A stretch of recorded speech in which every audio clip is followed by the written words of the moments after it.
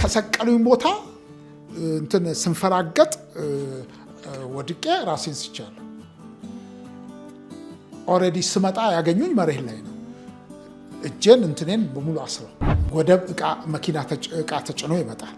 እቃ ተጭኖ ይመጣና መንገድ ላይ አንዳንድ እቃ ይቀሸባል። 1 ካርቶን 2 ካርቶን 3 ካርቶን ይቀሸባል። ሲከፈት ኮንቲነሩ ሲከፈት በጣም የሚጥም ነገር ነውና ሙሉውን አወረዱትና እንትን ከተቱበት ማነው ጭድ ሞሉበት። እንግሊዝ ይመስለኛል። እንግሊዝ ከደረሰ በኋላ ሲከፈት ይሄው ነው የዘራዘብ ንብረት የነበረ ጭድ ሆነ። ሊታሰሩ የማይችሉ ሰዎች ታሰሩ። ይሄ ወይዘሮ አዜብ ድር ኮንቴነር ጭድ አድርጎ ልኮ ማን ዝም ይሏል? እሱ ነው ከፍተኛ እንትን ስለሆነ ማይነካ ነገር ነው። ሴት ታራሚና ወንድ ታራሚ ይገናኛል። የምንገናኝበት ቦታ ነው። ቀጥቅጠው አፈር አብልተውኝ ኦሬዲ ሽንቴንም አይነምሬንም ለቅ ያለው እኔ አላወኩኝም። በቃ ኦሬዲ ዱላው ብዛት የምንገደል ሰዎች የስም ዝርዝራችን በፌስቡክ ሁሉ ተለቆ ነበር። ማንም ሰው እኛ ምን ልደቱን ማንዴላ ብለን ተሸክፈናል። አሁን እንደዚህ ሊሆኑ ማለት ነው። በጊዜው ብዙ ዶክተር ብርሃኑ ልደቱ ተደበደበ እያለ ሰው እንዴት እንደሚያለቅስ ብዙ ነገሮች አሳልፈናል። ያ ዘመን ማዕከላዊ ውስጥ ይሄ አይደረግም ቢለኝ እኔ ስቅበታለሁ። ምክንያቱም ማንም ሰው ለእኔ ሊነግረኝ አይችልም። ማዕከላዊ ውስጥ ያለውን ግፍ፣ ማዕከላዊ ውስጥ ያለውን ነገር ማንም ሰው ሊነግረኝ አይችልም። ሰቅለውኝ እኮ አንድ ቀን ረስተውኛል፣ ጥለውኝ ሄደዋል፣ ሊጠጡ ሄደዋል። ለክብር ሲሉ ለዝና ሲሉ የማይገባቸውን ነገሮች የሚያደርጉ ሰዎች በሙሉ ወሮበሎች ናቸው። ለረጅም ጊዜ እሱ ነው እንግዲህ አሁን ሪካርድ ያለው እሱ ነው። ጨለማ ቤት ውስጥ ደብረ ብርሃን ህወሓት ደርሷል። ህወሓት ሲገባ ልትገደሉ ተብሏል እየተባለ ይወራ። እውነት ነው። በማረሚያ ቤት ውስጥ እኔ ሲልከሰከስ አላየሁትም። ወደ ወንጀል ውስጥ ስገባ የመጀመሪያው የወንጀል አይነቴ ቅሸባ የሚባል ነበር።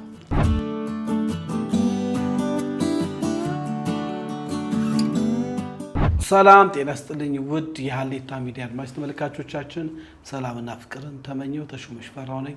ሀሌታ ሚዲያ ለእናንተ ይቀርባሉ የምንላቸውን ትኩስ አዳዲስ መረጃዎች ይዘን እንመጣለን። እንግዲህ ዛሬ ደግሞ በጣም አስተማሪ፣ በጣም ልብ አንጠልጣይ፣ በጣም ብዙ ኢትዮጵያኖች ቢሰሙት ይማሩበታል ያልናቸውን ሀሳብ ለማቅረብ አንድ እንግዳ ጋብዘናል። ይህ እንግዳ ከዚህ ቀደም በተለይ ጋብቻን በተለያየ በነቢያት አገልግሎት በብዙ ነገር ወደኛ ስቱዲዮ መጥቶ ሀሳቡን ሰጥቷል። ይህ እንግዳችን እንግዲህ ከ15 ዓመት ባላነሰ በወይን የማቀቀ ነው። ብዙ የህይወት ልምዱን አካፍሎናል። አሁን ጠቅላላ የማረሚያ ቤት ህይወት ምን እንደሚመስል በጣም ልብ አንጠልጣይ ብትሰሙ የምታተፉበትን ሀሳብ ከኔ ጋር ልወያይ ቀጠሮ ይዘናል። በተለያየ ጉዳዮች ላይ እየተወያየን ነው። በተለይ በመንፈሳዊ ጋብቻ ውስጥ ያሉ ሰዎች ጋብቻቸው በተለያየ ሁኔታ ቢበላሽ ምን ማድረግ አለባቸው የሚል አማራጭ ሀሳብ ይዞ ቀርቦ ከዚህ ቀደም በሀሌታ ሚዲያ ተለቋል። ገብታችሁ እንድታዩት። በተለያየ ጉዳይ ደግሞ በአጭበርባሪ ነቢያቶች ዙሪያ የሚመለከተውን ሀሳብ በመረጃ ቀርቦልናል፣ ወደፊትም ያቀርብልናል። ዛሬ ግን በጣም ብትሰሙት ታተርፉበታላችሁ ያለውን ሀሳብ ይዘን መጥተናል። እንድትከታተሉ ጋበዝኩ። ይህን ፕሮግራም ሰብስክራይብ፣ ላይክ፣ ሼር፣ ኮመንት አድርጉ። ሰላም እንግዳችን አሹ፣ ሰላም ላንተ ይሁን። ሰላም ለአንተና ለአድማጮች በሙሉ ይሁን። እንደው እኮ ስትታይ የምሬን ነው ብለህ ያን ሁሉ መከራ ያሰለፍክ ሰው አትመስልም። መንፈሳዊ ጥንካሬ አለ ልበል። መንፈሳዊ ጥንካሬ የእግዚአብሔር ቸርነት 15 ዓመት ታስረ ከ4 ወር 15 4 ወሯን ቀንስኳት 4 ወር ተፈታለህ ተብለህ 15 ዓመት 4 ወር ሲቀር ምን ያህል ምጥ እንደሚሰማ ከባድ ነው በጣም። እንደው ባለፈውም ለምን አልጠየቅኩም እያሉኝ ነበር። እንደው አስተማሪ ስለሆን 15 ዓመት ከ4 ወር ያስፈረደበት ጉዳይ ምንድን ነው? አመሰግናለሁ። እንግዲህ በወንጀል ውስጥ የገባሁበት የመጀመሪያው እንትን ወደ ወንጀል ውስጥ ስገባ የመጀመሪያው የወንጀል አይነቴ ቅሸባ የሚባል ነበር እና ያንን ስራ ነበረ የመጀመሪያው እንትን። ከዚያ በኋላ ሰው ዝውውር ሆነ። የሰው ዝውውር በሰው ዝውውር ሰዎችን ከኢትዮጵያ ወስድ ነበረ፣ ወደ ደቡብ አፍሪካ ወስድ ነበረ፣ ወደ ብራዚል ወስድ ነበረ። ካናዳ ማነው ወደ አሜሪካን የሚገቡት በሜክሲኮ በኩል ነው የሚሄዱት እና ብራዚል ወስድ ነበረ።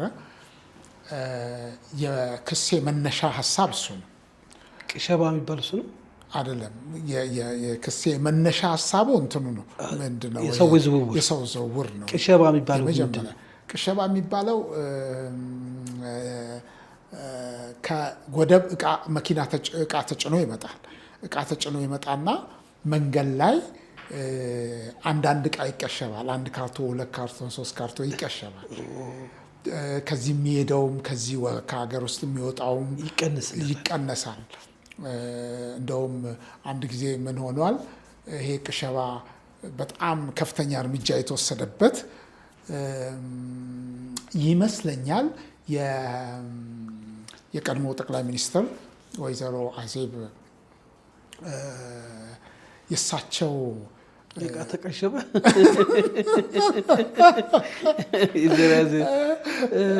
የእሳቸው የድር እንትን ድር የድር እዚህ የሚመረት የድር እንትን አለና ያ የድር እቃ የድር እንትን ወደ እንግሊዝ መሰለኝ የሚሄደው እና ሲሄድ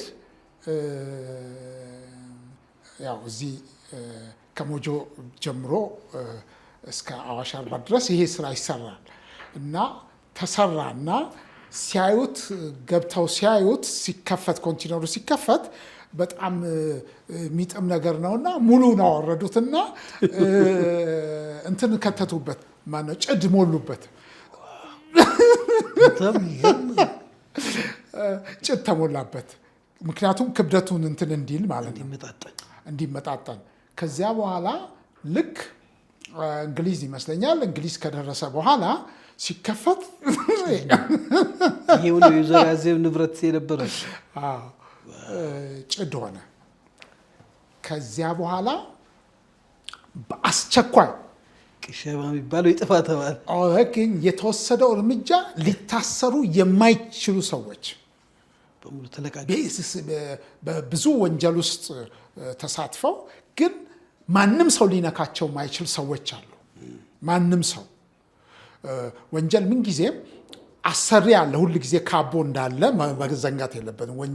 በወንጀል ውስጥ ሰዎች ዝም ብለው ተሰባስበው በአንድ ሀሳብ ሄደው የሚያደርጉት ይመስላል። አይደለም፣ ግን እንደሱ አይደለም። አለቃው ደግሞ ሌላ አለቃ አለው። ቼኑ ኃይለኛ ነው። እንትኑን ያንሰራፋ ነው። ይሄ ከባለስልጣን ጀምሮ እንትን አለው ያ አለቃው የሆነው ሰው ማለት ነው። እኛ እንግዲህ ከዛ አለቃ ስር ነን። አለቃም የሆነኝ ሰው ደግሞ በጣም የሚገርመው እኔ ጋዝ ገበያ ውስጥ ጋዝ ነበር የሚሸጠው። አውጥቼው ይሄንን አድርግ ይሄን ስራ ብዬ አስጀምሬው ነው። ወዲያው እንግዲህ እሱ አለቃ ሆነ። እንግዲህ አደገኛ ቀሳቢ ነው። ለምን አይባልም። አንዳንድ ጊዜ ያው ልጆችም የወለድናቸው ልጆች አይደለም አሁን ቁጭ ብለው የሚያስተምሩን። ስለዚህ እንደዚህ አይነት እንትን አጋጠመን። በኋላ ላይ በጣም ሊታሰሩ የማይችሉ ሰዎች ታሰሩ። ምክንያቱም ትዕዛዙ ከፍተኛ ነው። ከከፍተኛ እንትን የመጣ ነው። እርከን የመጣ ነው። ከከፍተኛ ደረጃ የመጣ ስለሆነ ማንም ሊያድነው አልቻለም። ምክንያቱም ያለበለዛ እስከ ላይ ድረስ ሊሄድ ነው። ስለዚህ እነዛም ላይም ያሉት ሰዎች አሳልፎ መስጠት ነበረባቸውና ያ ወንድም ያ ይመራን የነበረም ወንድም ወደ እስር ቤት መጣ። በፍጹም ማንም ሰው እኮ አያስረውም። እሱ በምንም ሰርቶ ሊታሰር አይችልም ነበር። ማለትም ቼኑ ትልቅ ስለነበር። አሁን ግን የመጣው ትዕዛዙ የመጣው ከከፍተኛ ስፍራ ስለሆነ ይሄ ወይዘሮ አዜብ ድር ኮንቴነር ጭድ አድርጎ ልኮ ማን ዝም ይለዋል? እሱ ነው ከፍተኛ እንትን ስለሆነ ማይነካ ነገር አንዳንድ ጊዜ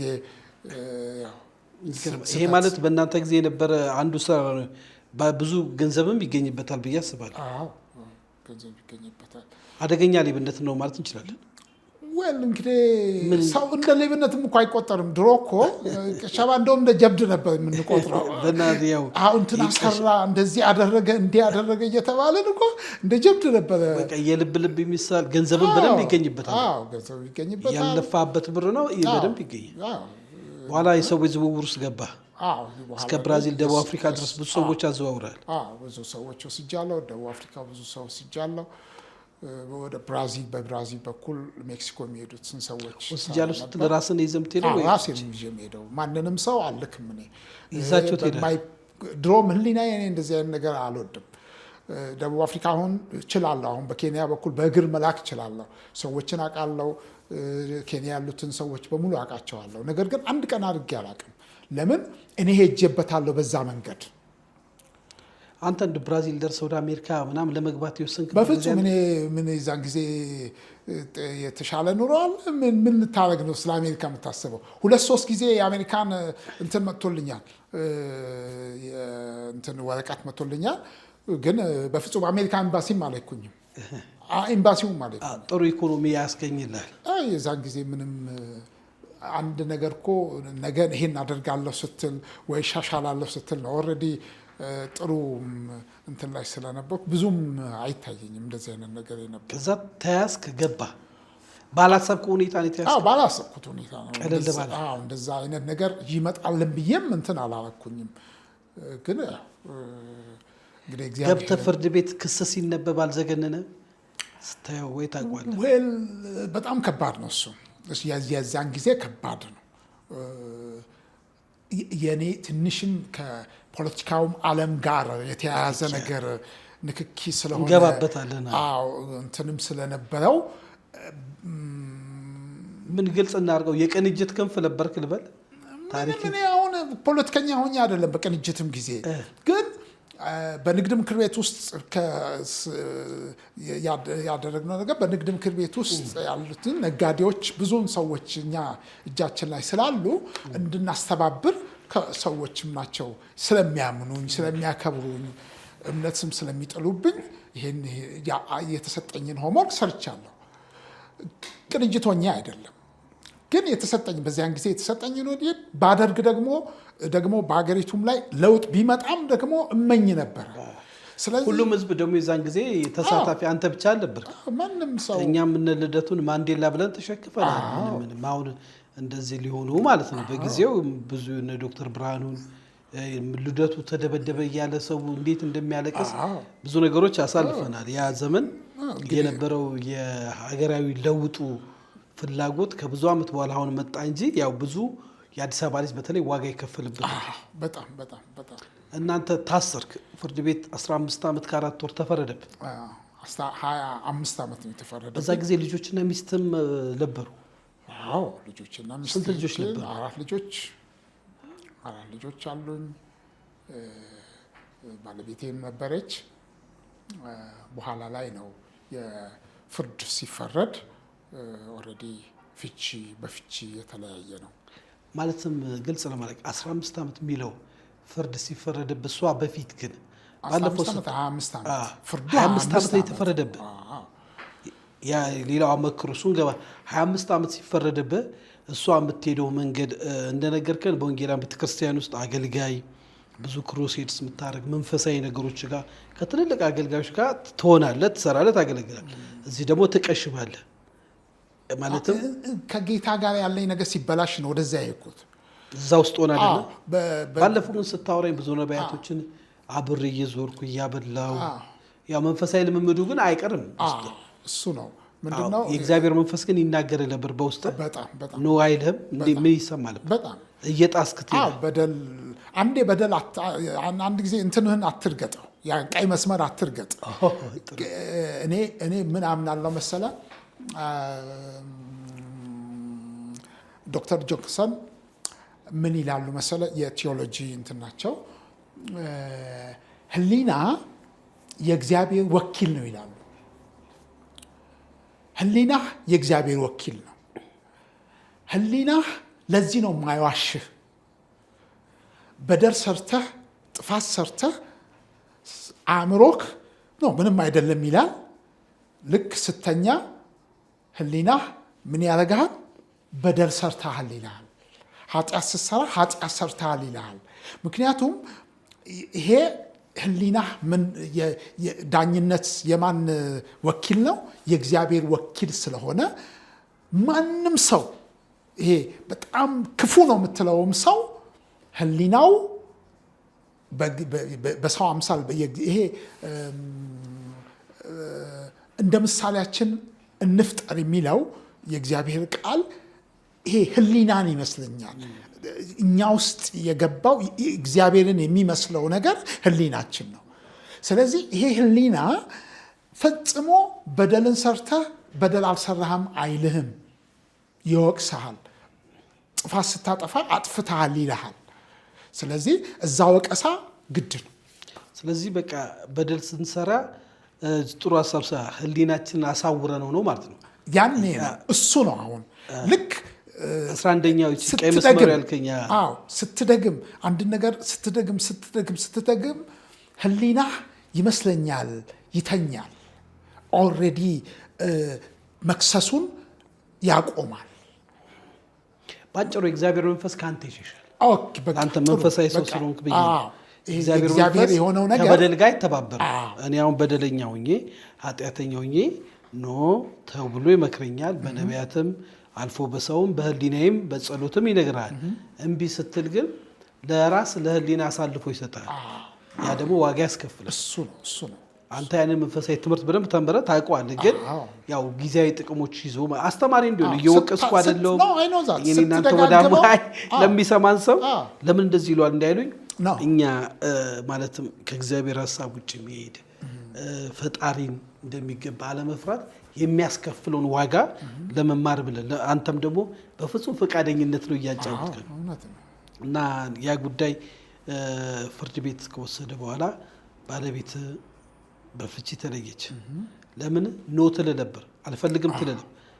ስለዚህ ባለፈው እንዳልከው ወሮ በላ ሆኜ የታሰርኩ ያልከው አስተማሪ ነው። ምንም ወሮ በላ የጨረሻ ያው ወሮ በላ የሚለው ቃል ምን እንደሆነ ነግሬሃለሁ። ወሮ በላ የሚለው ቃል የማይገባቸውን ነገር የሚያደርጉ ማለት ነው። የማይገባቸውን ነገር ለገንዘብ ሲል የሚያደርጉ ማለት እነዚህ ወሮ በሎች ናቸው። ለክብር ሲሉ ለዝና ሲሉ የማይገባቸውን ነገሮች የሚያደርጉ ሰዎች በሙሉ ወሮ በሎች ናቸው። ስለዚህ እኔ የማይገባኝን ነገር አድርጌ ተገኝቻለሁ። ስለዚህ ወሮ በላ ነኝ። እንደው ግን በልብ ይወድ ተፈርዶብህ እንግዲህ እስር ቤትን አታውቁም። በሩ ተከፍቶ ስትገባ እንዳልከው ደግሞ የፍቺ ወረቀት ሲመጣ ብቸኝነቱ ሲመጣብህ በጊዜው ምን ተሰማ? በግል ህመሙ ከባድ ነው። ህመሙ በጣም ከባድ ነው። እንደዚህ ቀላል አይደለም። ህመሙ ከቤተሰብ ጋር ይያያዛል። ወንጀል በተቻለን መጠን ከወንጀል መራቅ አለብን፣ በተቻለን መጠን። ምክንያቱም ሀዘኑ ከባድ ነው። ይሄ እኛም ብቻ አይደለም ይዞን የሚሄደው፣ ከዛ ያለፈ ነገር ነው። በጣም የሚገርም ማረሚያ ቤት ውስጥ ረጅም ጊዜ ያሳለፍኩት እንዳልኩ ከ5 ዓመት በላይ ጨለማ ቤት የሚባል አለ። ጨለማ ቤት ነው ያሳለፍኩት። ጨለማ ቤት የሚባል ማረሚያ ቤት ውስጥ እዚህ ጨለማ ቤት ውስጥ ወደ ጥየቃ ቦታ ሲኬድ ሌላው ሰው በነፃነት ነው የሚሄደው። በነፃነት ሄዶ ለምሳሌ ያህል 2 ሰዓት ጥየቃው ከተጀመረ 6 ሰዓት ነው እንትኑ የሚያቆመው። ስለዚህ ወይ 6 ሰዓት ተኩል ነው። ስለዚህ እስከ 6 ሰዓት 2 ሰዓት የሄደ ሰውዬ እስከ 6 ሰዓት ምን ይሆናል? ቆሞ ዝም ብሎ ከቤተሰቡ ጋር መነጋገር መጫወት ይችላል። ጨለማ ቤት ግን ስትሆን፣ ቅጣት ቤት ስትሆን አንድ በካቴና ታስረ ነው የምትሄደው ከሌላው ሰው ጋር፣ ወይ ደግሞ ብቻህን እንደዚህ ታስረ ነው እዛ የምትሄደው። ከዛ በኋላ እዛ ቦታ ላይ 10 ደቂቃ ነው የሚሰጠህ ከቤተሰብ ጋር። ቅጣት ነው፣ ቅጣትም ስለሆነ። ስለዚህ አሁን 4 ልጆች አሉኝ። 3 ለምሳሌ ያህል 3 ልጆች ይመጣሉ። ትንሾች ነበሩ 3ቱ። ከዛ ማንን ሰምቼ ማንን ትንሹ ልጄ በዛን ጊዜ በጣም እንትን ነው አክቲቭ ነው በጣም እንትን ስለነበረ ሌሎች ልጆች እንዲያወሩ አይፈቅድም። እሱ ማውራት ነው የሚፈልገው። ህመሙ በጣም ከባድ ነው። ሌሎች ልጆች ቆመው ሳያወሩኝ ይሄዳሉ። ምክንያቱም 10 ደቂቃ ሲደርስ ግቡ ይባላል። 10 ደቂቃ። ይሄ ጨለማ ቤት ማለት ወደ 8 ጊዜ ታስረበታል። እስቲ እንደው ግልጽ እናድርገው። ጨለማ ቤት ማለት በእስር ቤት ውስጥ ያለ ሌላ እስር ቤት ነው? እዛው እስር ቤት ሆኖ ግን ሌላ እስር ቤት አለ። በእስር ቤት ውስጥ ሆኖ ሌላ እስር ቤት ነው። ብርሃን የለውም። ጨለማ ቤት ለምታውቁ ብርሃን አለው። ነገር ግን የቅጣተኞች ቤት ተብሎ ክፍሏ በጣም ጠባብ ነች። እንደገና ደግሞ ብዙ ሰው ነው እዛ ውስጥ የሚታጨቀው። ሌላው ደግሞ ውጭ ወጥተህ የምትተነፍስበት ቦታ የለም። አንዳንዱ ጨለማ ቤት ውስጥ ነው 24 ሰዓት የምትቀመጠው። 24 ሰዓት 3 ወር ብትቀመጥ 3 ወር ሙሉ እዛ እንትን ውስጥ ነው የምትቀመጠው። አትወጣም። በቃ እዛ ውስጥ ነው። ለምንድን ነው እንደዚህ አይነት ቅጣት? እዛ ውስጥ ምን የሚፈጽም ሰው ነው? እንግዲህ አሁን እዛ ቦታ ላይ ብዙ ጥፋቶች የሚያጠፉ ልጆች አሉ። ሊያጠፉ የሚችሉ ከታሰሩ በኋላ እዛው ማረሚያ ቤት ውስጥ ከልጆች ጋር ሲጣሉ፣ እርስ በርሳቸው ቢጣሉ፣ የተለያየ ነገር ቢገኝ ቢያዝ እንትን ይሆናል፣ ቅጣት ተብሎ እዛ ይገባል። ግን በጣም የሚያሳዝነው አንዳንድ ጊዜ አሁን እንደዚህ አይነት ጥፋት ላጠፋ አልችልም እኔ። ምክንያቱም ብዙ ልጆች ናቸው እንደዚህ አይነት ጥፋት ሊያጠፉ የሚችሉ። እንደዚህ አይነት ጥፋት ላጠፋ አልችልም። ነገር ግን የሚከሰቱ ነገሮች አንዳንድ ጊዜ እንትኖች ናቸው። ለምሳሌ ያህል አንድ ምሳሌ ልስጥ። ጨለማ ቤት የገባውበት አንደኛው ምክንያት አንድ ጊዜ እህታችን ብርቱካን ሚደቅሳ ታሰረች። ለሁለተኛው ጊዜ ስትታሰር ማለት ነው። የምርጫ ቦርድ የሆነ የነበረው በቅንጅት የታሰረችው። አሁን እኛ ዞን ውስጥ በጣም ትልቅ ሰዎች አሉ፣ አቅም ያላቸው ሰዎች አሉ እና ምን ብለው ተነጋገሩ? ለምን አንረዳትም? የተወሰነ ነገር እዛ እንትን የምትለውን ነገር ብለው ገንዘብ አዋጡና ከዚያ በጣም በጥንቃቄ ነው የሚሰራው እዛ። አሁን አንድ ነገር ከተባለ አብሶ እነዚህ ከተቃዋሚዎች ምናምን የሚባሉ ጋር የሚገናኝ ነገር ከሆነ በቃ ህይወትን በቃ ስጋት ውስጥ ነው የምትገባው። እዛ መሀል ደግሞ አደገኛ ሰላዮች አሉ፣ የታሰሩ መዓት ናቸው። ታሳሪ ይመስላሉ።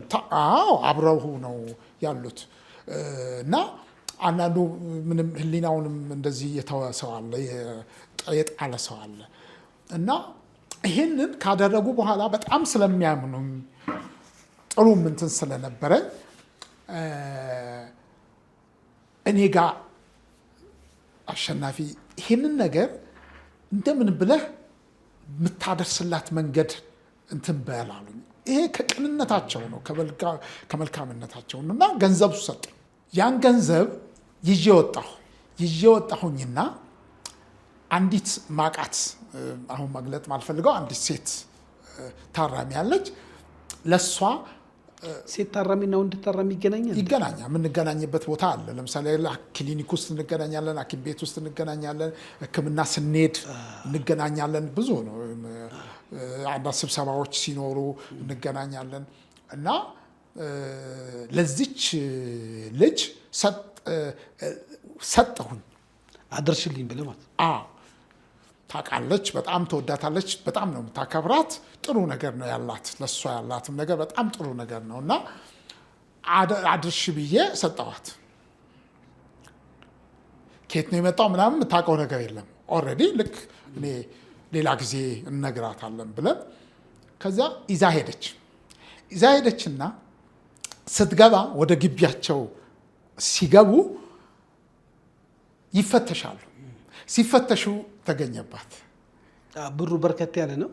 በርከት ያለ ስለነበረ ተገኘባት። ሲገኝባት ቀጥታ ይሄ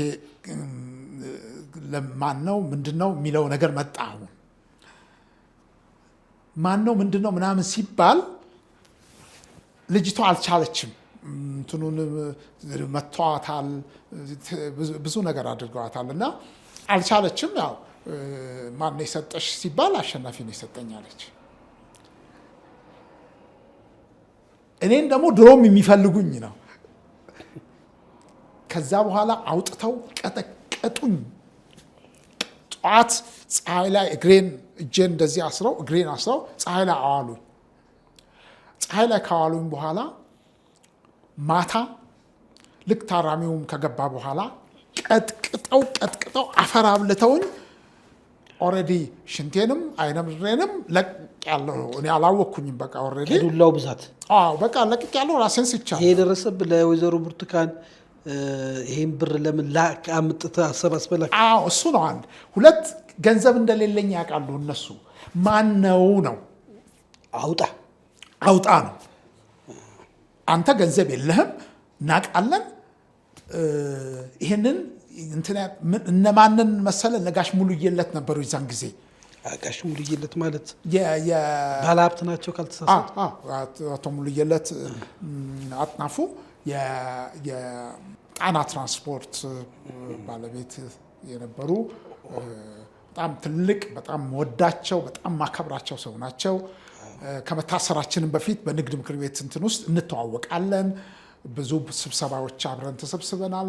በጣም ነው የምንዋደደው እና ከዛ እነሱ የፈለጉት እነዚህን ሰዎች እኔ እንድናገር ነው። አውጣ ነው እና ቀጥቅጠው ሽንቴንም አይነምሬንም ለቅቅ ያለው አላውቀ ኦልሬዲ ስቻለሁ። ከዚያ በኋላ ወስደውኝ ልሞት ኦልሬዲ ስል ወስደውኝ ሆስፒታል አለ እዛ ጤና እዛው ክሊኒክ አለች፣ ትንሽ ክሊኒክ እዛ ወስዱኝ፣ ወደዛ ወሰዱ አሉ። ኦልሬዲ እንትን ብሏል፣ ወሰዱኝ። ከዚያ በኋላ በሶስተኛው ቀን ነው ራሴን ያወቅኩት። አላወቅኩኝም። ራሴን ሳገኝ እንትን ውስጥ ነው እንትን አልብሰውኛል፣ የሐኪም ቤት እንትን አልብሰውኛል። በምንድን ነው ግን የሚመቱ የነበረው? በዱላ? ይሄ እንትን ቆመጥ እንትን አለ፣ የኤሌክትሪክ እንትን አለ። በቃ የሚደባደቡበት ምንም እንትን አይደሉም። ከዚያ በቃ ራሴን ስቼ ከ3 ቀን በኋላ ነው ራሴን ያወቅኩት። ሆስፒታል ውስጥ እዛው የእንትን ሆስፒታል ውስጥ አገኘውን። በቃ ከዚያ መልሰውኝ ጨለማ ቤት ወስደው አስገቡኝ። ኦልሞስት ከዚያ በኋላ 7 ወር አካባቢ አቆዩኝ ጨለማ ቤት ውስጥ በዚሁ የተነሳ ማለት ነው። በዚህ የተነሳ ከዚያ በኋላ 7 ወር እዛው ቆየው እና ከዛ ቦታ ሲጠባቸው ነው የሚያስወጡኝ።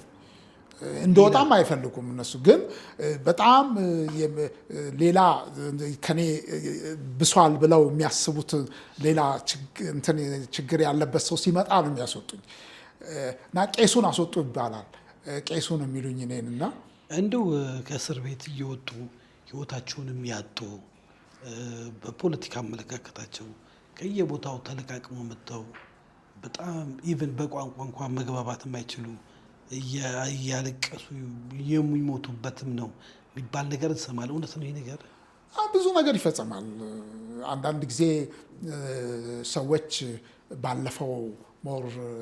ባለፈው ስርዓት ውስጥ እስር ቤት ውስጥ በጣም አሰቃቂ ብዙ አሳዛኝ ነገሮች ይፈጠራሉ። ብዙ ነገር ተፈጥረዋል። ደግሞ ምን በገሃድ የሚታወቅ ነገር ነው። ብዙ ችግሮች ተፈጥረዋል። ጊዜውም ጥሩም ስላልነበረ የሚሰማህም ሰው የለም እና ችግሩ ከፍተኛ ነበረ። ዱላ ይበዛ ነበር። በጣም እንደው ከምታስታውሳቸው ህይወታቸውን ካጡ ፖለቲከኞች ከታሰሩ ሳይሆን ከታሰሩትም ያሉት ብዙ መከራ ካዩት አብረው ታስረው ከነበሩ ፖለቲከኞች የምታስታውሳቸው? ብዙ ሰው እንግዲህ በፖለቲካ ውስጥ ምንድነው እንትኑ የነበረው እንትን መሰለ ፖለቲከኞቹ ማን ነበረ? ተስፋሁን ነው። የተስፋሁን ጓደኛ አንድ ኢንጂነር ከኬንያ ነው ይዘውት የመጡት። ከኬንያ ነው ያመጡት። የኦነግ ምናምን ተብሎ በኦነግ ኬዝ ነው። ኢንጂነር ነው። እዛው ነው የሞተው፣ ማረሚያ ቤት ውስጥ ነው የሞተው። በጣም የምንወደው የምናከብረው የነበረ እዛ ዋይት ሀውስ ወስደውት እዛ ነው የሞተው። እና እንዲህ አይነት ነገሮች ማን ነው ጠያቂው ነው አሁን ችግሩ? እንዴት ነው የሚጠየቀው? እንዲሁ ለማስታወስ ያህል አንዳንዴ እስረኞች ለማምለጥ ሙከራ አድርገው እስር ቤቱን አቃጥለው የመውጣት ሲሉ የሞቱ ምናምን መረጃ እንሰማለን።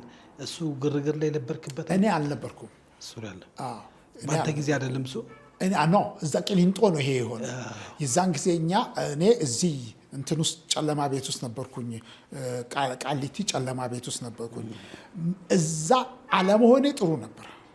እግዚአብሔር ቸርነት አድርጎልኝ ነው። ሰምተሃል ግን ስለነበረው ነገር እንዴ? ምን ጥያቄ ምን ነበር? በጊዜው ምን ያህል ሰው ሞተ? እንዴት ሞተ? እንትኑ የለኝም እዛም ስላልነበርኩኝ። ግን ምንድን ነው የኔን ነገር እንትን ሳረገው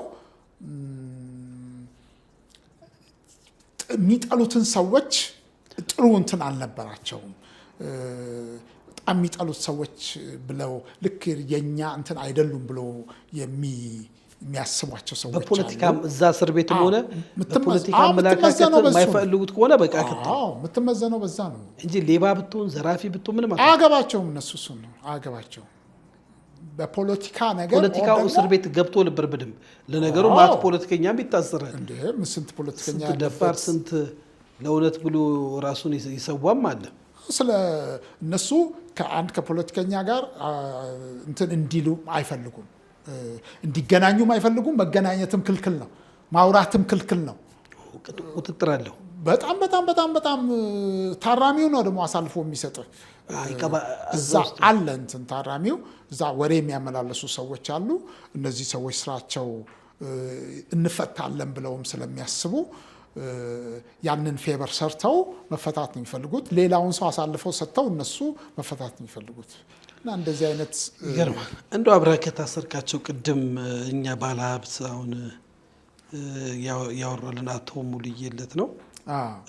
ሌሎች እነ አንዱዓለም አራጌ ከነ እስክንድር ነጋ ከተለያዩ ፖለቲከኞች ጋር ታስራ እንደምታስታውሳቸዋለህ? ከነዚህ ውጭ ብዙ ሰዎች አሉ። አሁን በሽር አህመድ የሚባል የሶማሌ ክልል ከፍተኛ የኃላፊነት ቦታ ያለ ሰው ነው። በጣም የምንወደው በጣም የምናከብረው ሰው ነበረ። ብዙዎች የጦር መኮንኖች ከፍተኛ አሁን የጦር መኮንኖች አሁንም ስራ ላይ ያሉ ሰዎች አሉ። በጣም የምንወዳቸው በጣም የምናከብራቸው ሰዎች። እንደውን ማስረሻ ሰጤን ከአንተ ጋር ታስሯል? ማስረሻ ሰጤን ከኔ ጋር አልታሰረም። ታስሯል? አልታሰረም። ኮሎኔል ሙሀባስ አሁን ኮሎኔል ሙሀባ በጣም መወደው ሰው ነው። በጣም መወደው ሰው፣ በጣም ማከብረው ሰው፣ በጣም የሚወደኝም ሰው ነው። አዎ በጣም በጣም በጣም። አብራችሁ ታስራችኋል? አብረን አንድ ቤት ውስጥ ኖረናል። በጣም ጥሩም ነገር ያለው ሰው ነው። በጣም እምነት አላቸው። በእኔ ላይ ያላቸው እምነት የዚያን ጊዜ አሁን እንትን ለማለት ሳይሆን እነሱም ቢጠየቁ ይኸው እየተናገርኩ ነው። እነሱም ቢጠየቁ ይህንን መልስ ነው የሚመልሱ አምናለሁ። ለምንድን ነው እኔ ማምነውን ነገር ብቻ ነው የማደርገው። አሁን እዛ እነሱም ማናገር ክልክል ነው። ፖለቲከኞቹ ማናገር፣ አብሮ መብላት፣ አብሮ መጠጣት ክልክል ነው። እኔ ይህንን አልሰማም። ከወንድሞቼ ናቸው። ሰባኪም ነህ ደግሞ። አዎ። ስለዚህ እንደዚህ አይነት ነገር ጆሮ የለኝም። ኮሎኔል ሙሀባ እንዴት ነበር ባህሪው ስታየው በፊት? ኮሎኔል ሙሀባ በጣም ጥሩ ሰው ነው። ቻርሊና አስቂኝ ሰው ነው። አዎ ጥሩ ሰው ነው። በጣም ጥሩ ሰው ነው። እኔ አሁን እዚህ አሁን በዚህ በእንትን ላይ አንድ እንትን ሰምቼ ነው እርግጠኛ እንደሆንኩ አላወቅኩም። ማን ነው እዚህ አሁን ከነ ሰራዊታቸው እጃቸውን ሰጥተዋል። አዎ በተዋለ ወደ ሰላም ለማግኘት ጓጉታል። አዎ ለማግኘት ጓጉቻለሁ። ለምን በጣም የምወደው ሰው ነው። እርግጠኛ ነኝ ደግሞ ወደዚህም ነገር የገባበት ምክንያት ነው ብዬ ከአንድ አብሮን ከነበሩ ሰዎች ጋር እያወራን ነበርና እንትን ነው እንትን አለማለት ያኔ ከተፈቱም በኋላ ሰው ኬር መደረግ ይፈልጋል። ብዙ ዋጋ ከፍሏል። ደግሞ ወይ ወደ ስራው መመለስ እንዲህ አይነት እንትን ቢሆን ጥሩ ነበር ብዬ አምናለሁ። በዛ ስህተት ይመስለኛል ወደ 9 ዓመት ታስሯል። እሱም በዚህ በፖለቲካ በምን ነበር የታሰረው? በፖለቲካ በግንቦት 7 የሚል እንትን ላይ ነው የታሰሩት። የግንቦት 7 ተብሎ ብዙ እስረኛ ነበረ ማለት ነው። ኦነግ ግንቦት ሰባት ተብሎ በጣም ብዙ የፖለቲካ እስረኞች ብዙ ናቸው። እስቲ እንደው ወደ ማጠቃለያው እንሂድና በተለይ ይሄ ለውጡ ሲመጣ እናንተም የለውጡን ነገር ውስጥ ትወያያላችሁ፣ ትነጋገራላችሁ፣ ትደግፋላችሁ። በዚህ የተነሳ ጥርስ ተነክሶባችሁ እውነት ነው ልትገደሉ ሊስት ወጥቶ ነበር፣ የስም ዝርዝር እከሌ እከሌ በቃ ደብረ ብርሃን ህወሓት ደርሷል፣ ህወሓት ሲገባ ልትገደሉ ተብሏል እየተባለ ይወራ። እውነት ነው ይሄ? ይሄን ከየት እንደሰማኸው እንጃ። ያው አንተ ልጠይቅ ስላጣርቻለሁ እና ዛሬ የሚደበቅ ነገር የለም። እውነት ነው የስም ዝርዝራችን ወጥቶ ነበረ። የምንገደል ሰዎች የስም ዝርዝራችን በፌስቡክ ሁሉ ተለቆ ነበረ። ምንድን ነው ያደረጋችሁት ነው? ምንድን ነው የሆነው መሰለ? ያኔ የምርጫው ጊዜ ጠቅላይ ሚኒስትር አብይ በተመረጡ ጊዜ ከመመረጣቸው በፊት የምርጫው ጊዜ እንደ ማንኛውም ሰው መንፈሳዊ ሰዎች ነን። ቤተክርስቲያን ውስጥ እንመራለን። ቤተክርስቲያን ከብዙ ወንድሞቼ ጋር አብረን እንመራለን፣ እናስተምራለን። ስለዚህ ለሀገራችን መጸለይ ግድ ነው። ስለዚህ አገራችን መሪ እግዚአብሔር መሪ እንዲሰጠን፣ እግዚአብሔር የታመነ ሰው እንዲሰጠን ብለን እንደ ማንኛውም ኢትዮጵያዊ እንጸለያለን አገራችን ስለሆነ። ከዚያም በኋላ እየጸለይን እያለ ገና ምርጫው አልደረሰም። 1 ወር ከምናምን 2 ወር ይቀራል። ከዚያ በኋላ አንድ ቀን ህልም አየሁ። እኔ ህልም ምንድን ነው ህልም ያየሁት? እኔ አንዲት ሴት አላቃትም፣ ከማላቃት ሴት ጋር መጽሐፌ ላይ ጽፌዋለሁ። አሁን በሚወጣው መጽሐፍ ላይ ጽፌዋለሁ። እንትን ማነው ቀንበር ተሸክመናል። የት ጋ ነው የተነሳ ነው? ከጊዮን ሆቴል አለ አይደለ? መውጫው ጊዮን ሱፐርማርኬት፣ ከሱ ፊት ለፊት ባለው ጎዳና ላይ ራሴን ያየሁት እዛ ጋ ነው። ከዛ ቀንበር ተሸክመናል። አንዲት ሴት አለች፣ ለ2 ነው ቀንበር ተሸክመን እንሄዳለን። ወዴት? ወደ አብዮት አደባባይ ነው የምንሄደው። ከዛ እየሄድን ማዕት ሰው ከኋላችን ተከትሏል። በህልሜ ማዕት ሰው ነው የተከተለን ከኋላችን። ከዛ ያ ሁሉ ሰው እየተከተለን ከዛ እየመጣን ልክ ትሪቡሉ አለ። ትሪቡሉ ፊት ለፊት ላይ ፓስተር ዳንኤል መኮንን የክህነት ልብስ ለብሰው የወርቅ መጽሐፍ ቅዱስ ይዘው ቆመዋል። በህልሜ ነው። ከዚያ በኋላ እሳቸው ለካስ እኛን እየጠበቁ ነው። ከዚያ በኋላ ይዘውን ከፊት እየመሩ ትሪቡሉ ላይ ይዘውን ወጡ። አሁንም ቀንበሩን ተሸክመናል ከዚች ማላቃት ሴት ጋር። ከዚያ በኋላ ልክ ትሪቡሉ ላይ ስንወጣ ሚኒስትሮች፣ የመንግስት ከፍተኛ ባለስልጣናት፣ የሃይማኖት አባቶች አሉ እዛ ላይ ትሪቡሉ ላይ። ጠቅላይ ሚኒስትሩችንም አሉ ከነ ባለቤታቸው እና ፓስተር ዳንኤል እየመራን ነው የሄዱት። ከዚያ በኋላ ልክ እዛ ጋር እንትኑ ላይ ስንደርስ ከኛ ላይ ቀንበሩን ፓስተር ዳንኤል አወለቁና በጠቅላይ ሚኒስትሩ እና በባለቤታቸው ላይ ጫኑት።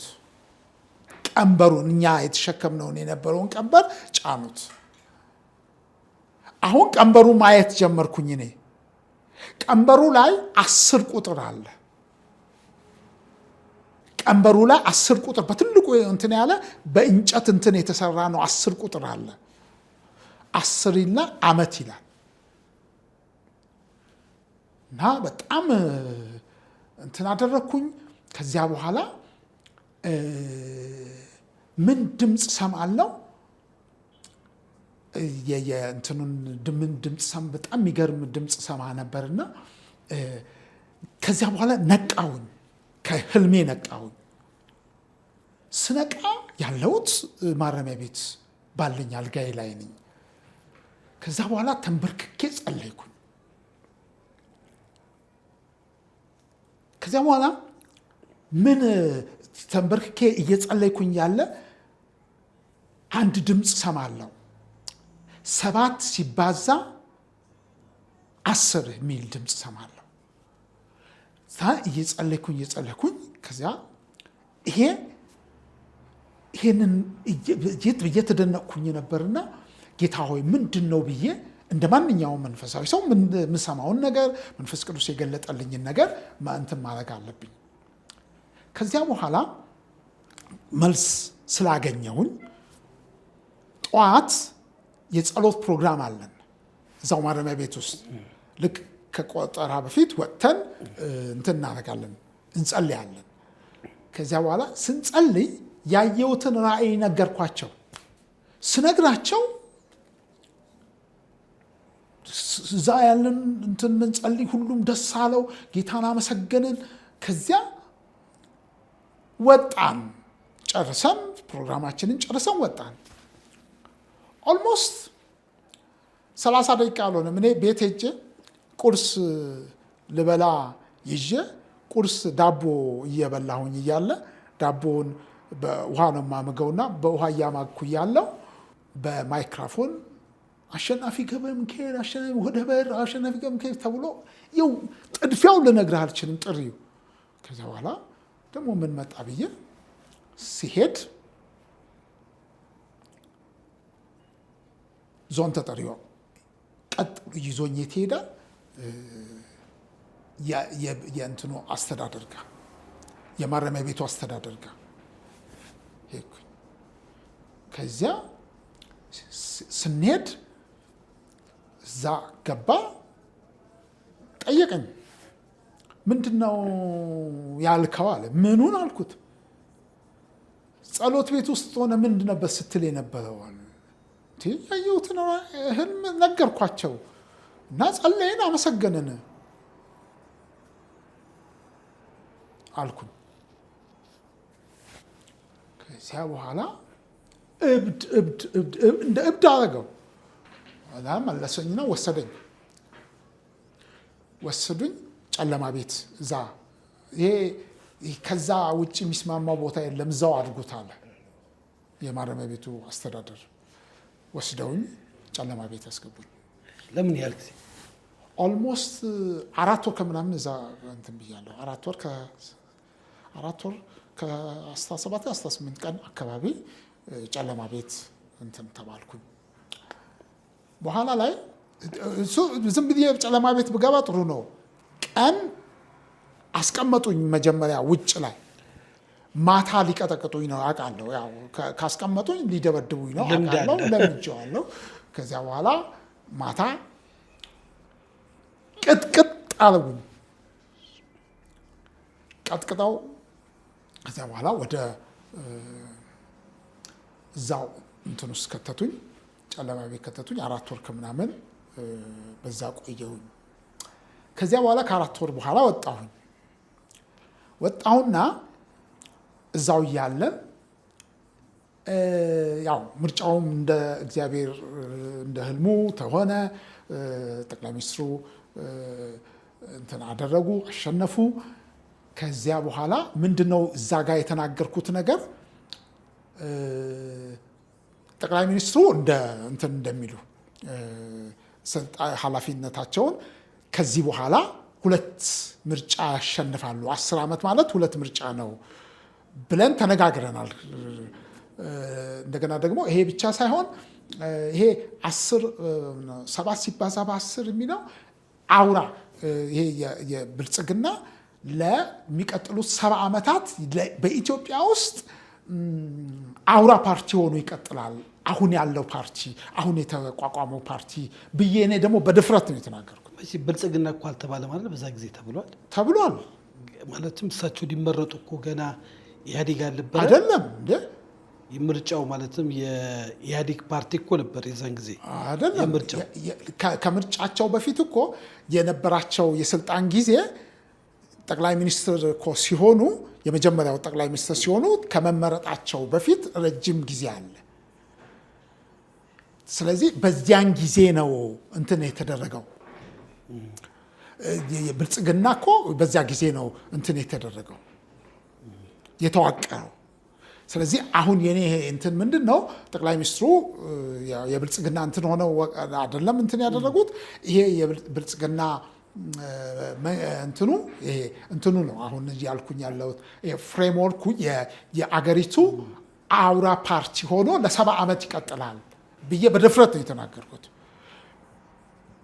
ይሄ ከ2000 ሰው በላይ ያለ ታራሚ በሙሉ ያውቀዋል። ብዙዎች ታራሚዎች ያውቁታል። በኋላ ላይ ይሄንን ስላልኩኝ ምን ሆነ? በትግራይና በመንግስትና በትግራይ ክልል መካከል የተፈጠረ ችግር መጣ። ያ ችግር ደግሞ ወልዲያ ተያዘ ተባለ፣ ደሴ ተያዘ ተባለ፣ እያለ የደረሰ ደብረ ብርሃን ደረሰ። እንግዲህ በዛው በፖለቲከኞችም ብዙም የነሱ እንትኖች ፖለቲከኞችም ነበሩና ሊገሉን ምን እንደምትሆን ምን እንደምትውጥ የኛ ነቢይ የኛ ተንባይ እያሉ ቁም ስቅል አሳዩኝ። እዚሁ መንግስት ውስጥ ያሉ ባለስልጣናቶች ማለት ነው አይደለም እንጂ ያኔ በወያኔ ጊዜ የታሰሩ ነበሩ። የታሰሩ እዛ ውስጥ ያሉ የታሰሩ እንትኑ የስርዓቱ እንትን የነበሩ ሰዎች አሉ። እና ይኸውም መጣን አለ አንድ ከፍተኛ ባለስልጣን ነበር እኛ ቤት። እንደውም ትዝ ይለኛል አንድ ቀን ሊደባደበኝ ሁሉ መጥቶ ሊይዘኝ ሊደባደበኝ መጣ። ምን እንደሚበላህ እናያለን ብሎ ፊት ለፊት ህዝብ ያለ ዛተብህ። አዎ የዛተብኝና ከዚያ በኋላ አንድ ነገር እላለሁ ሁል ጊዜ። የዛን ጊዜ ደግሞ እብድ የሚያደርጋቸው እሱ ነው። እግዚአብሔር ተሸንፎ አያውቅም እላቸዋለሁ። እግዚአብሔር ተሸንፎ አያውቅም። እኔ አዲስ አበባ ገቡን ብትለኝ ብትገለኝ ኦልሬዲ ወደ አምላኬ ነው የሚሄደው። ግን አዲስ አበባም ገቡ ብትለኝ እንደማይሳካ እግዚአብሔር ያለው ብቻ እንደሚሆን አምናለሁ እላለሁ። ከዚያ በኋላ ተባባሪዎች ናቸው ተብለን ይህንን እንትን የምናቀነቅን ሰዎችን ኦልሞስት ሊስት ወጣና በፌስቡክ ተለቀቀ። ልክ እንትኑ ሲለቀቅ ኦልሬዲ ብዙ ሰዎች ተስፋ ቆርጠው ነበር። በህይወትም ይኖራል ከዛ ውስጥ በህይወት ይወጣል ብለውም እኔን ተስፋ ያደረገኝ ሰው አልነበረም። ይሄንን ትልልቅ አሁን በቅንጅ በእንትን የገቡ ሰዎች በፖለቲካው ዓለም ያሉ ሰዎች ብዙ ታራሚዎች የሚያውቁት ጉዳይ ነው፣ የሚታወቅ ነው። እዛ እኔ የኛ ተንባይ ተብዬም ነው ደብረ ብርሃን ደረሱ ሲባል የኛ ተንባይ ተብዬ በቃ እኔ ላይ ያለው እንትን የሞት አዋጅ ታወጀ። የሞት አዋጅ ነበር የታወጀው። እግዚአብሔር ግን ሁሉ ጊዜ ትክክል ነው። ያ አልፎ ሲመጣ እግዚአብሔር ልክ ነው ስትል አሁን የምታየው ነገር ጠቅላላ ስታይ ምን ይሰማል? ምንም በቃ እኮ እግዚአብሔር ትክክል ነው። መቼም ቢሆን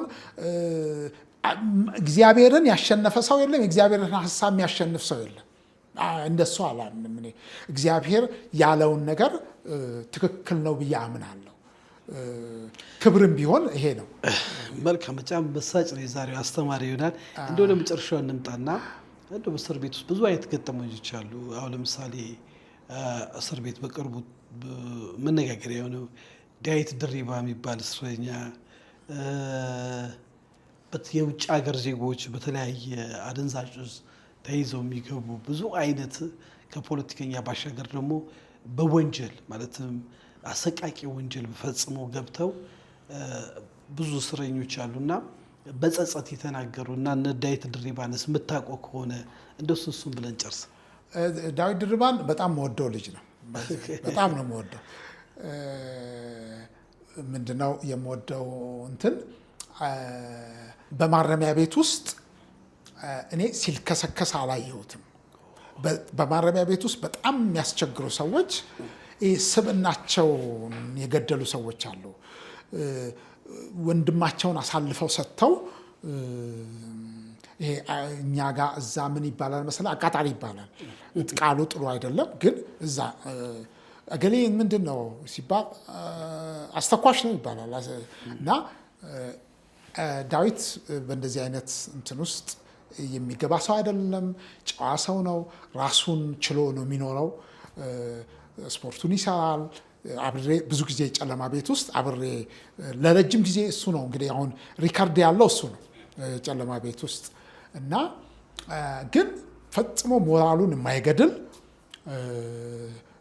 መልካም እኔ ሳየው መልካም ጥሩ ስብዕና ያለው ያመነበትን ነገር የሚያደርግ ሰው ነው። በዚህ ነው ዳዊት ድርባን መወደው። ተጫዋወቱ ነበር። በጣም አብረን እንጫወታለን። ስለ ጌታ መስክሬለታለሁ። በመጽሐፍ ቅዱስ እንዲያነብ አበረታታው ነበረ። መጽሐፍ ቅዱስ ያነብ ነበረ። እርግጠኛ ነኝ ጌታን ይከተላል። ከዚህም በኋላ ከጌታ ጋር ተጣምሮ ይኖራል ብዬ አምናለሁ። ዘርተበታል። ተዘርቷል። ደግሞም ያነብ ነበረ። ጥሩ ጎበዝ ነበረ። ሌሎች መጽሐፎችም ያነባል፣ ይጠይቃል፣ ያነባል። እኔም ደግሞ እንዲያነብ አበረታታቸው፣ ሁሉንም አበረታታቸው ነበረ። መጽሐፍ ቅዱሳቸውን እንዲያነቡ በጣም ነበር ማበረታታቸው። ጠንቃቃ ነው ስትለን ምንድን ነው? ጠንቃቃ ነው። ሲበላ ነው ወይስ ዳዊት በሁሉ ነገር ጠንቃቃ ነው። ማድረግ የሚፈልገውን ነገር በሙሉ በራሱ ነው የሚያደርገው። ማንም ሰው ላይ ዲፔንድ አያደርግም። የሚያደርገውን ነገር ራሱን ታምኖ ነው የሚያደርገው። ማንንም አያስጠቀም። ከማንም ጋር እንትን የለውም። ይሄ ክፉ ነገር የለውም። ግን ራሱን ችሎ የሚኖር ሰው አለ አይደለም?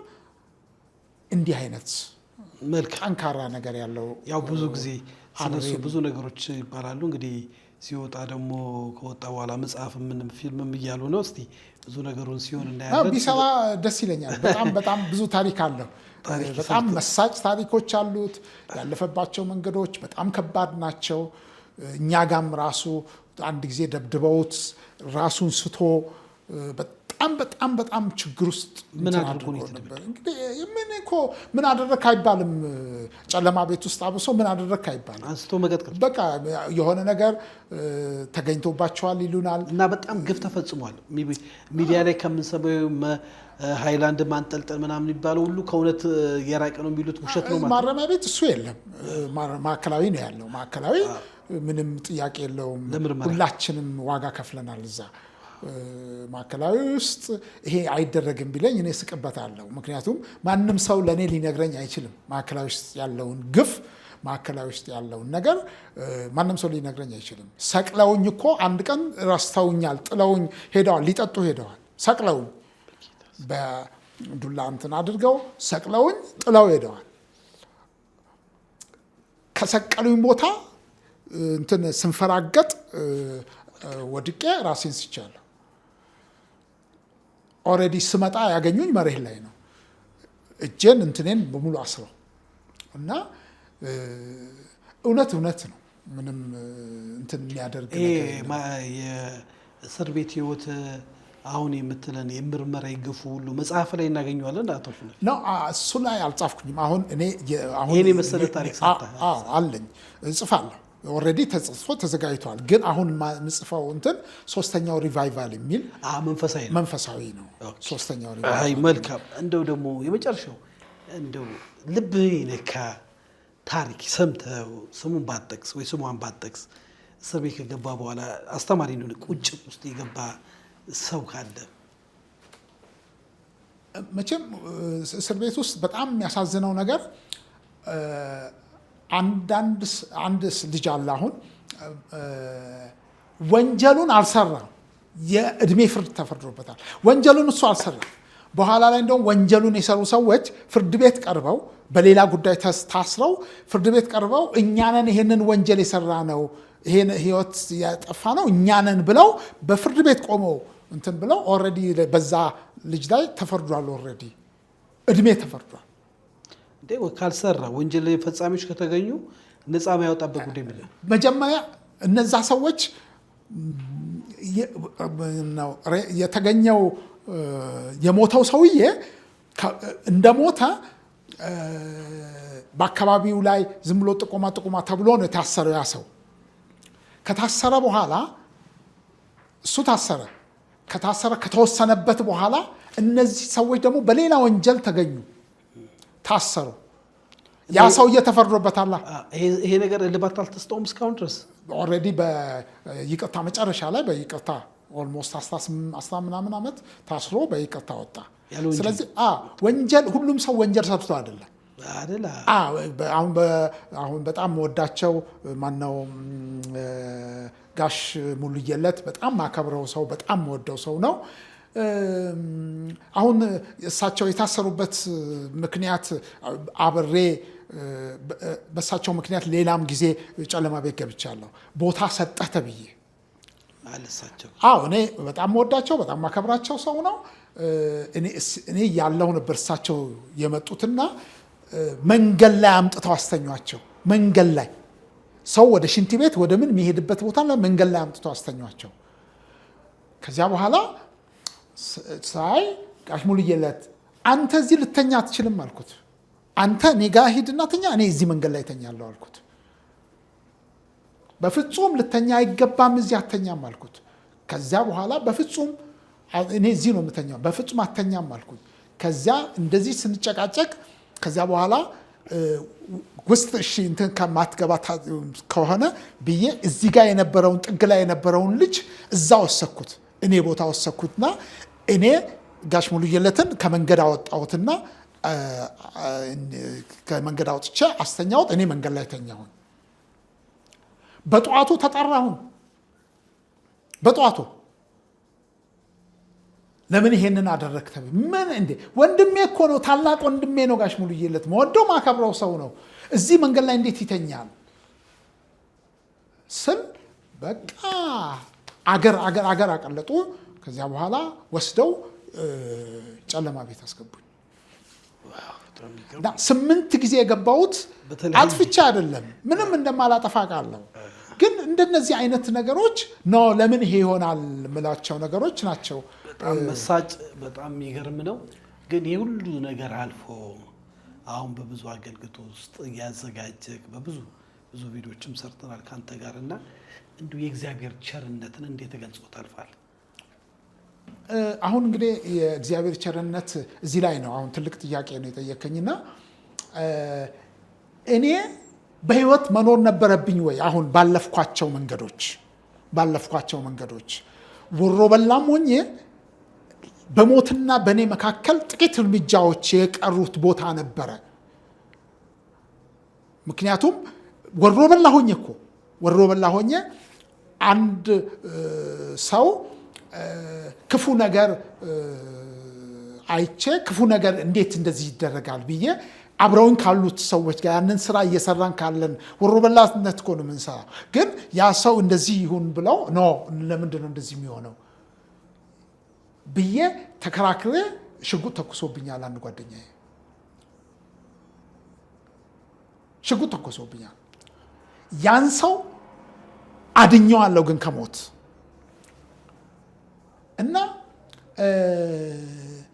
እንደነዚህ አይነት ነገሮች ፊት ለፊት ነው ሽጉጥ ተኩሶብኝ ሄደብኝ። መኪና ውስጥ ገብቶ አስነስቶ መቶኛል። እሱ እንደመታኝ ነው ያወቀ። መትቻዋለሁ ብሎ ነው በቃ እርግጠኛ ሆኗል። ምክንያቱም አልተራራቅንም። ለምንድን ነው ይሄን የሚሆነው ነው የኔ እንትን። እሱ ከአባቱ ጋር ከዛ ልጅ አባት ጋር ነው ጠቡ። ስለዚህ እሱ መበቀል ነው የሚፈልገው። ለምን እንደዚህ ይሆናል? እኛ በሌለንበት እኔ በሌለውበት ይህንን ማድረግ ትችላለህ፣ እኔ ባለውበት ግን ይህን ልታደርግ አትችልም። ከዚያ በኋላ ያው ተኩሶብኝ ሄደ እና ብዙ በሞትና በእኔ መካከል ብዙ ቀን አልፏል። ብዙ ሞቶች እኔ ጋር አልፈዋል። ከዚያም በኋላ ማረሚያ ቤትም ከገባው በኋላ ብዙ ሞቶች፣ አሁን ቅድም ያልኩህ ብቻ አይደለም፣ ብዙ ችግር አይቻለሁ በማረሚያ ቤት ውስጥ። ብዙ ጆጆ ነው የሚሉኝ ማረሚያ ቤት። አሁን ዞን 1 ምናምን የነበረን ሰው ብትጠይቅና ጆጆ ብትል እነዚህ ወሬ ከሚያመላልሱ ሰዎች ውጪ ሌሎች ሰዎች፣ ትልልቅ ሰዎች፣ ፖለቲከኞቹን ብትጠይቃቸው ይነግሩሃል። አሸናፊ እንደዚህ አይነት ሰው ነው ይለዋል። እና እንዳልኩ እነዚህ ወሬ ከማይመላለሱት ሰዎች ውጪ አንድ ሰው ባለፈው እዛ እንትን ላይም ጽፎ የኔ ኢንተርቪው ካረክልኝ በኋላ ጽፎት ከዚያ በኋላ ደወልልኝና በቃ አንተ አታርፍም አለኝ። አሁንም አታርፍም አለኝ። እዛ ሚስጥር አወጣበት አይደለም፣ ተቃውሞ እንትን ብሎ ጽፏል እዛ ላይ እንትን ላይ አውቀዋለሁ። ምንም አይነት ሰውም እንደሆነ ስብዕናው ምን አይነት ሰው እንደሆነ አውቀዋለሁ። ስለዚህ አይ አንተ ብትጽፍ አይደለ ይሄና ሌላም ብትል ችግር የለብኝም አልኩት። እንደዚህ ነው ያልኩት። ምክንያቱም እንተዋወቃለን ያውቁሃል ብዙ ሰዎችም። ስለዚህ እና እንዲህ አይነትም ሰዎች አሉ ማረሚያ ቤት ውስጥ ብዙ አይነት እንትን ነው ያሉት ብዙ ሰዎች። እኔ አሁን በዚህ አጋጣሚ በሚሰሙኝ ኃላፊዎች የባለስልጣኖች ይሄንን እንትን ለሚሰሙኝ ሰዎች አንድ መልእክት አለኝ። በማረሚያ ቤት ውስጥ ማረሚያ ቤት ውስጥ ይቅርታ ሊደረግላቸው የሚገባቸው ቢፈቱ አገር ሊመሩ የሚችሉ ሰዎች አሉ። አገር ሊመሩ የሚችሉ ሰዎች ገንዘብ ስለሌላቸው ያኔ ገንዘብ ይጠየቃል። ያልተፈቱ እስከዛሬ ድረስ ረጅም ዓመት የታሰሩ ሊፈቱ የሚገባቸው አገር ሊመሩ የሚችሉ ጥሩ ስብዕና ያላቸው በገጠማቸው ችግር ብቻ ያ ወንጀል የተፈጸመ ነገር ግን የተጸጸቱ በጣም ብዙ ሰዎች አሉ። ስለዚህ እነዚህ ሰዎች ቢታዩ ብዬ አምናለሁ። አንድ እሱ ነው። ሁለት ይቅርታ ቦርድ ውስጥ ሊደረግ የሚገባው ነገር ብዬ እኔ የማምነው እንደ ትንሽ ሰው እንደ አንድ እንትን ሰው ይቅርታ ቦርድ ውስጥ ታስሮ የነበረ ሰው ቢገባ አሁን ብዙ ሰዎች አሉ ብዙ ትልቅ ኃላፊነት ቦታ ታስሮ የነበሩ ተፈቱ ችግሩን ያውቁታል። እዛ ውስጥ ያለውን ችግር ምን እንደሚሆን ምን እንደሚሰራ ያውቃሉ።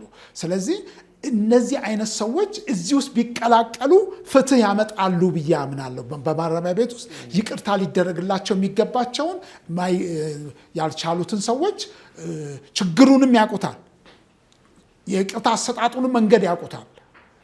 ስለዚህ እነዚህ ሰዎች ቢቀላቀሉ ጥሩ ነው ብዬ አምናለሁ። ውድ የሀሌታ ሚዲያ አድማጭ ተመልካቾቻችን እንግዲህ ለብዙዎች አስተማሪ የሆነውን የአሸናፊን ታሪክ በዚህ መልክ አቀረብን። ብዙ የሚናሳቸው የሚሰራቸው ጉዳዮች አሉ። እንደዚሁ ደግሞ እየጋበዝን በብዙ ጉዳዮች ላይ በቆራጥነትም በእውነተኝነትም እያቀረበልን ያለውን ሀሳብ የሀሌታ ቤተሰብ ሆነዋል። በዚህ መልኩ አቀረብን። ይህን ፕሮግራም ሰብስክራይብ፣ ላይክ፣ ሼር፣ ኮመንት አድርጎ ተሾመ ነኝ ከስቱዲዮ ተሰናበትኩ። ሻሎም